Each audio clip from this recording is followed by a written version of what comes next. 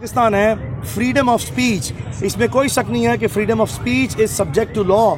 लेकिन आप महज किसी के इख्तलाफ राय से आपको अगर कोई पॉलिसी से आपकी किसी पॉलिसी से किसी शख्स को इख्तलाफ राय है तो उसको बुनियाद बनाकर इस तरह की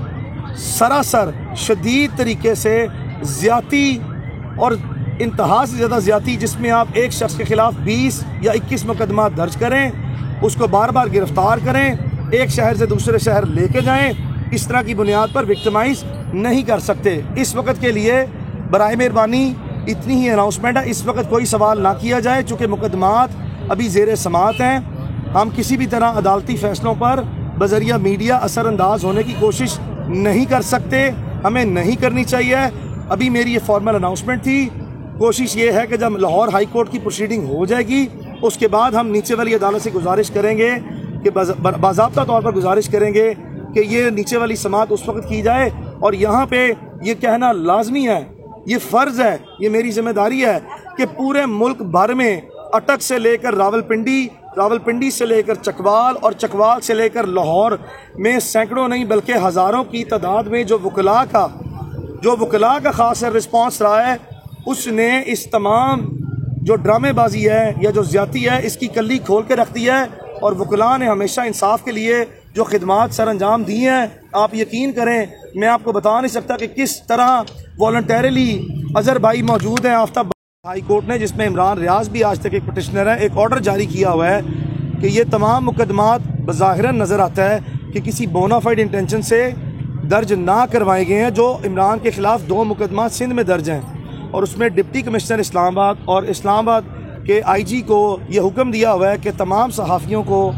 बशमूल इमरान ख़ान, अरशद शरीफ साहब, समी इब्राहिम साहब, डॉक्टर मोहित पीरज़ादा, साबिर शाकिर साहब, इन तमाम को उनकी हदायत या उनकी पेश की इजाज़त के बगैर गिरफ़्तार ना किया जा सकता है। इसी बुनियाद पर हम अपना भी मुकदमा लेके, चूँकि हाई कोर्ट सूबे की सबसे बड़ी कोर्ट है और एक बड़ा फोरम है, कॉन्स्टिट्यूशनल फोरम है, तो हम अभी स्ट्रेट अवे इंशाल्लाह जाएंगे लाहौर हाई कोर्ट में अपने मुकदमे की 1 बजे बाज़ाब्ता समाअत के लिए अपनी गुजारिशात रखेंगे। हमने रिट फाइल की है for the question of all the FIRs, और जिस वक्त वो रिट हमारी एंटरटेन होगी तो हमारी अदालत से इस्तदा ये है कि उनकी ऑपरेशन को इलीगल डिक्लेयर किया जाए, सस्पेंड किया जाए। इमरान रियाज खान को जिस एक मुकदमे में जुडिशल किया गया है और दूसरे मुकदमे में गिरफ़्तार किया गया, इन दोनों को कलअदम करार दिया जाए। और एक मुकदमा जैसे आपके इल्म में है कि ज़िला अटक में शुक्र अल्हम्दुलिल्लाह अदालतों ने, जुडिशरी ने अपनी इंडिपेंडेंस को, अपने इदारे की जो उसकी एक इंटेग्रिटी है उसको अपहोल्ड करते हुए तमाम तर दबाव, सख्त और शदीद दबाव के बावजूद दलेराना और जुर्रतमंदाना कानून पर मबनी, इंसाफ पर मबनी फ़ैसले जारी किए हैं। ये मैं इसलिए नहीं कह रहा कि उनका रिलीफ इमरान रियाज खान के लिए आया है। अगर फ़ैसला पढ़ा जाए और देखा जाए तो 100% बता सकते हैं जितने पाकिस्तान के वकला हैं और लीगल जो विजडम वाले लोग हैं वो आपको बता सकते हैं कि फ़ैसला इंतहाई कानून के तमाम मायार और तकाज़ों को पूरा करते हुए जारी किया गया है। तो गुजारिश अब आपसे ये है कि इंशाल्लाह हम अदालतों ने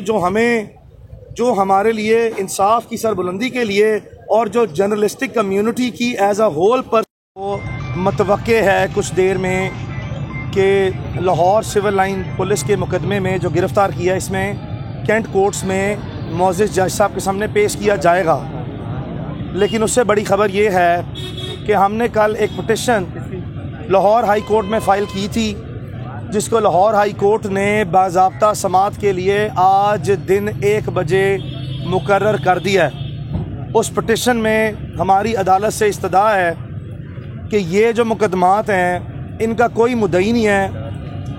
प्राइवेट अफराद की तरफ से एक मन गढ़ंत झूठी कहानी बना के पेश की गई है और अपने आप को दूसरे इदारों का नुमाइंदा बनाने की कोशिश की गई है। इस केस में कोई भी मुतासरा इदारा मौजूद ना है,